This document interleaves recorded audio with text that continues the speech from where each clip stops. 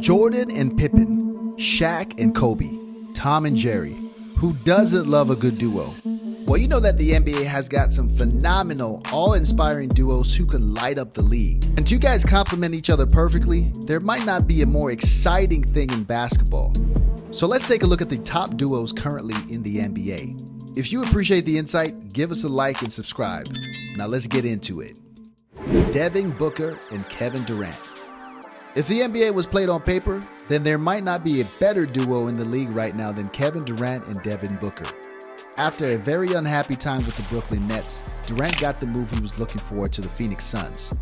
While the pair of Devin Booker and Kevin Durant played just 19 games together last season, there is a very good chance that these two could be playing deep into the playoffs next season. Booker was particularly impressive in the limited number of games these two played together. He was the top scorer in the playoffs while shooting 59% from the field. Now that is incredibly impressive. They were the duo which pushed the eventual champion Denver Nuggets the closest, so this duo are going to be scary moving forward. You would imagine that Booker is going to thrive in the coming years. With defenses having to focus on Durant, you would imagine this would only open up more space for Booker to show that he can be one of the top scorers in the league. These two are helped by having a brilliant team around them as well, which is going to push the team even further forward. With a full training camp together, they could be very scary when we get to the playoffs next season. Nikola Jokic and Jamal Murray. The defending champions might have been led by the incredible play of Nikola Jokic, but Jamal Murray was equally as important to this team.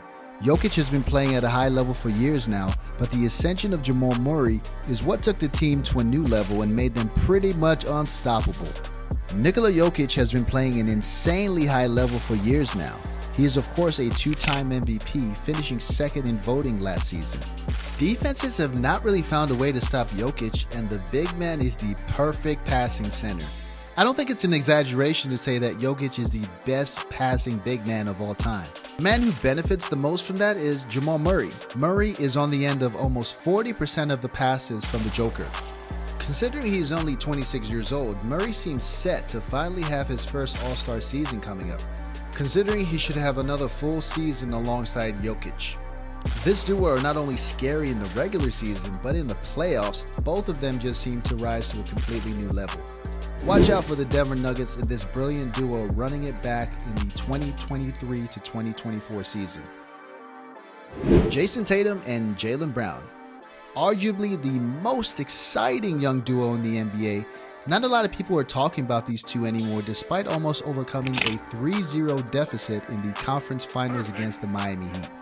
The Celtics had a great chance to get back to the finals in consecutive years last season, but they fell short in their home court against the Heat in Game 7. But the duo of Jason Tatum and Jaylen Brown have still got a lot of success to come. This really seems like one of those duos where it is a case of when they will win their first title, not if. Both players averaged more than 26 points per game in the regular season last year, with Tatum shooting 47% from the field and Brown shooting 49%. In terms of skill sets, both players have a pretty similar game, and that is not necessarily a bad thing because of the versatility of both players. Brown and Tatum are phenomenal scorers, good rebounders, and able to get shots up on their own. The issue for these two is that they've not always been able to bring teammates into the game, but Tatum and Brown averaged less than 5 assists per game last season. Of course, this is partly down to the lack of consistent scoring help, but those numbers need to increase if the Celtics want to be successful moving forward. With Kristaps Porzingis coming in, the pair should have a scoring big man who they can find in the paint and on the three-point line as well. With Boston's pair still improving, the league are going to have to watch out for these two moving forward. LeBron James and Anthony Davis. Arguably the most famous duo currently in the NBA, things could not have started much better for the duo of LeBron James and Anthony Davis. When the pair lifted the Larry O'Brien trophy in the bubble, the Lakers looked like they could be the dominant force that previous Lakers teams have been. Since then, injuries have hurt this duo, but last season was a brilliant one. It was definitely the best season that Anthony Davis has had in the Lakers jersey for quite a while. 26 points, 12.5 rebounds, and 2 blocks per game showed that Davis can be the Lakers starting center moving forwards. LeBron is still putting up insane numbers as he gets deeper into his late 30s. 29 points, 8 rebounds, and 50% shooting from the field at his age of 38 is just ridiculous numbers from the King. The part of their season which surprised a lot of people was James and Davis leading the Lakers to the Western Conference Finals. The Warriors series in the second round was particularly impressive, with the Lakers able to control the reigning champions throughout 6 games. Losing to the eventual champions in the conference finals is not a big disappointment for the Lakers, although getting swept can't have been a nice feeling. With age and injury really playing a part, if these two can stay healthy, then there's no reason why the Lakers can't go even deeper into the playoffs. Davis and LeBron showed that they can get the support more involved in the playoffs. That will be the key for LA. Rui Hachimura, Austin Reeves, and D'Angelo Russell are some of the exciting supporting cast which could help the Lakers star duo lead the team into the playoffs. Luka Doncic and Kyrie Irving, one of the newer duos in the NBA. Have we finally seen Luka Doncic get the support he's been looking for? The Mavericks did something that they have not done a whole lot of over the last few years and made a good move by getting Kyrie Irving out of Brooklyn. With the Nets falling apart, Dallas did not have to give up a huge amount to get Kyrie, and they even re-signed him to a new contract this offseason worth around $126 million over 3 years. The reason for this is that Luka Doncic was getting tired of carrying the entire Mavericks organization on his back. Last season, Doncic led the Mavericks in games started, points, rebounds, assists, and steals. I wouldn't be surprised if they had him clean the arena after games. There is no way that the Mavericks can be successful with just one guy, shown by the fact that they were slipping out of playoff contention by the time that Kyrie arrived in Dallas. Of course, like any big deal in the NBA, success is not guaranteed, but the Mavericks have done the right things to keep Kyrie happy. The pair now have a full training camp together where their elite playmaking and scoring should make the Mavericks one of the most exciting duos in the NBA moving forward.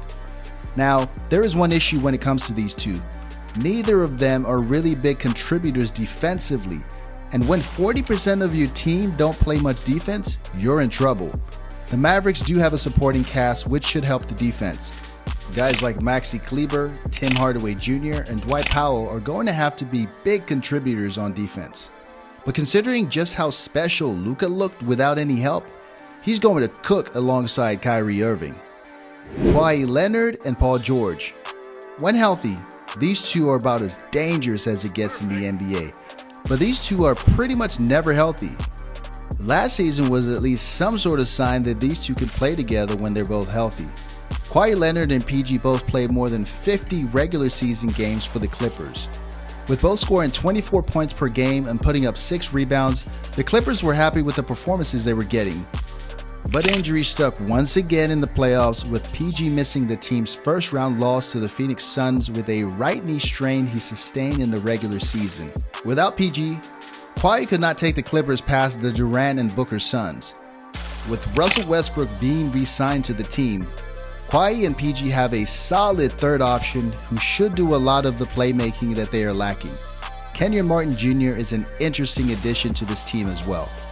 The Clippers have a brilliant team around this pair. If these two can be healthy, then things start to get very interesting in Los Angeles. The Clippers have a real chance of making a deep run into the playoffs with this duo if they are finally healthy. But the issue for this team is that they are never healthy. With PG and Kawhi both well over 30, the title-winning window is shutting on this Clippers team.